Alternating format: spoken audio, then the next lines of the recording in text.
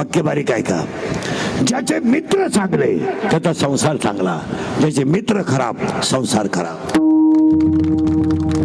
मला तुमचं काय मत? मित्र चांगले त्याचं जीवन चांगलं, ज्याचे मित्र खराब त्याचं सगळं खराब. आईचं दूध वाईट नाही आहे, आईचं दूध वाईट नाही आहे, वडिलांचे विचार वाईट नाही आहे, आणि शिक्षकाचं शिकवणं वाईट नाही आहे.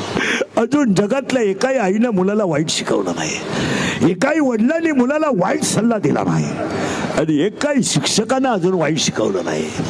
पण मित्राच्या संगतीमुळे माणसं संपलीत. तुमचं काय मत आहे? आई वाईट नाही आहे, आईचं दूध अमृत आहे, ते वाईट थोडंच. वडिलांचे विचार वाईट आहेत असं कधीच नाही आहे.